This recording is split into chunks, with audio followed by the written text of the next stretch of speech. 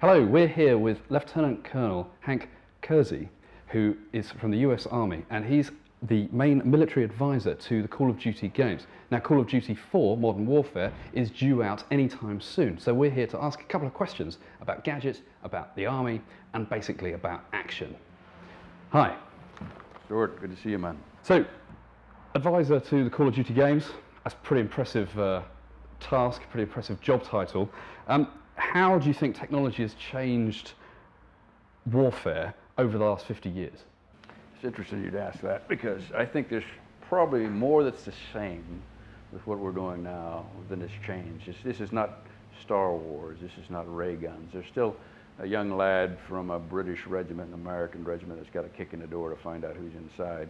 The weapons that are being used now, believe it or not, some of them are vulnerable. If you look on top of the American tank right now, there's a 50 caliber machine gun that was designed by John Browning in 1918. They've gone through a number of trying modern models to see if they would work. They can't find one that's better.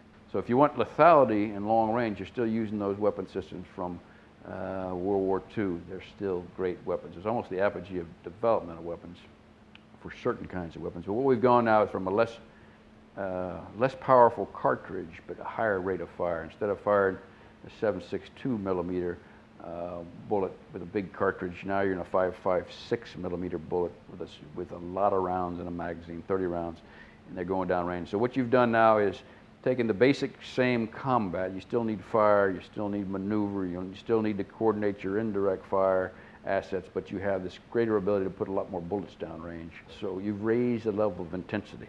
Then of course you have night vision systems, so you can see at night very well. You've got precision guided munitions coming down. So you've got, rather than saying I want an entire artillery battalion to fire 100 rounds and level that village, you say I want that house, that pink house out, and they can put the bomb in that window. So do you think warfare's become easier? Oh, I wouldn't say easier. I wouldn't say it's easier at all. One of the things that complicates warfare, it used to be all combatants on the battlefield.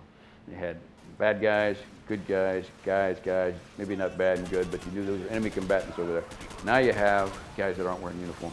It could be a good guy, it could be a bad guy. You get civilians that if you shoot, there's going to be an issue with that. There's going to be a loss of the hearts and minds of the people, so now you've got to work that out. So I'd say in one way, it's actually kind of more difficult as you're moving through a battlefield. So where do you think technology is going in the battlefield? Is it going to be able to help you determine between civilians and friendly forces and enemy fire and sort of, heads-up displays and things like that? We would always like to think, I think that there's going to be a piece of technology that comes out that is the answer. Oh God, this is a remotely piloted plane, it's going to fly over there, it can see exactly where the people are. And I think oftentimes there's a hubris that this is going to solve the problem.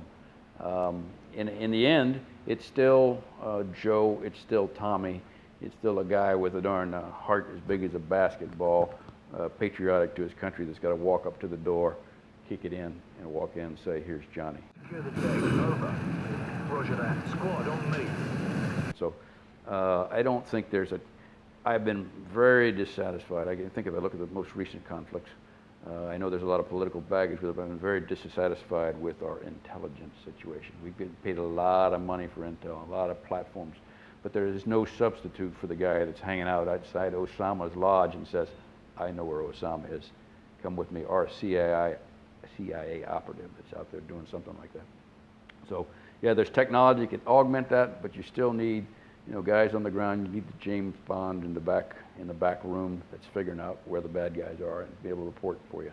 So within computer games, there's always a vast element of fantasy, and you love to be able to sort of throw on jetpacks and things like that. Is there a point within the game the developer said to you, we'd really love to be able to do this, and you just turned around and said, actually, that's just not how it's done, or that's not possible, or we don't have that technology in the field?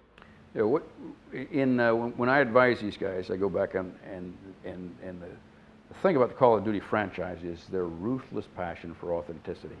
They want to get it exactly right, so they bring it in, they show it to me, and they say, "How about this?" And I'll say, "Well, it doesn't quite work like that." In the case, there's an anti-tank missile now that we have. That's a fire and forget system. You shoot it, it goes out 3,000 meters. It's called a javelin. It climbs up in the air and attacks the weaker armor from the top. They showed it to me and said, "Hey, we got this javelin." I go, "Hey, say, you know, that missile doesn't fly at 1,000 meters and come popping down. It does a little hop up and down. And they said, yeah, we know that, but we thought it was cool to have it skyrocket up in the air like that.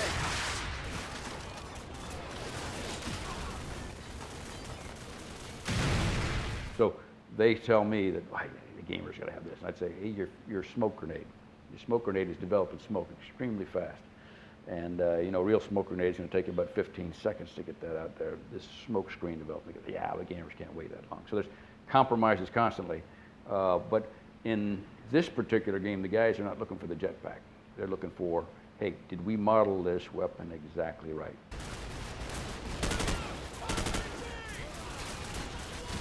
Now, I've had guys ask me, said, now, would this be a good training vehicle for soldiers? And I said, not because they wanted it to be. I mean, when they built this game, they wanted to make it authentic, they wanted to make it realistic, and that passion for authenticity actually made it a good training vehicle. Yeah, because Nova Logic have had the Delta Force range, which I believe is they also develop systems for training for the US Army as well. Do you think that games within the Army is a good thing to, you know, like Formula One drivers will drive, drive Formula One games in an attempt to try and learn the track? Do you think that it's good for Army cadets in West Point, for example, to play video games, to get used to the reaction times and things like that?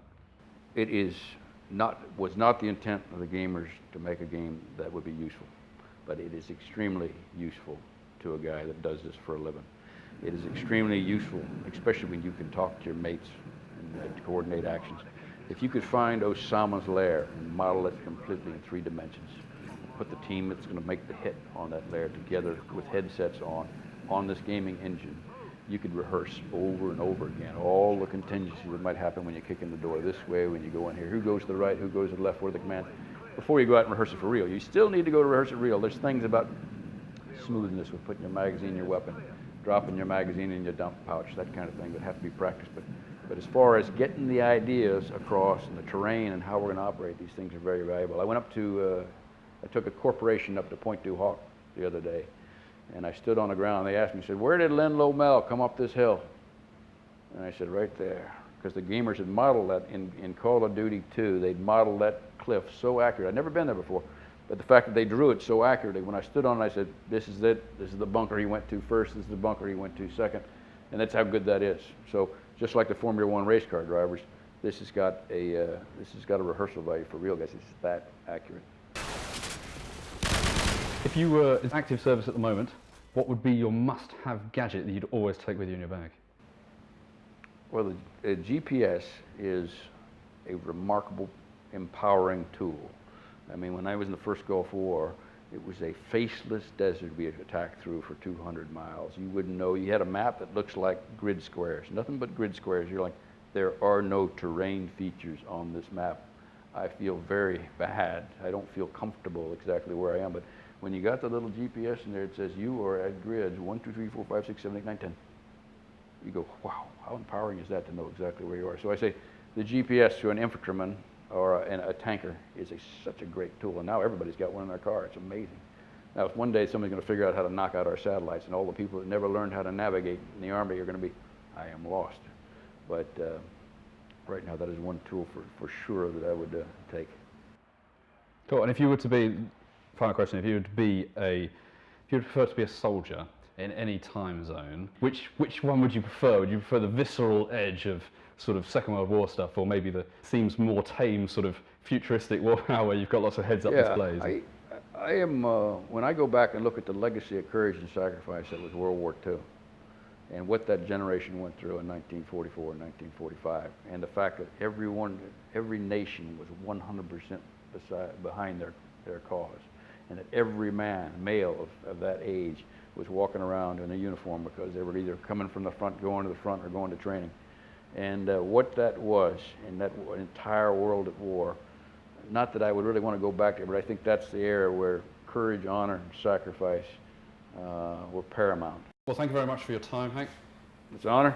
It's an honor to be with you, Stuart. Good stuff. Thank you very much. My congratulations to this cameraman who's got one of the most manly cameras I've ever seen.